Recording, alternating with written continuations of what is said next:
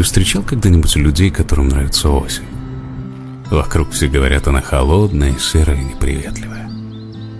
Но что, если дело совсем не в ней? Что, если мы просто разучились жить, теплом объятий согревать, с надеждой по течению плыть? Мы больше не хотим мечтать. Что, если серость дней обман, и осень вовсе ни при чем? Что, если ты решаешь сам быть солнцем, ветром или дождем?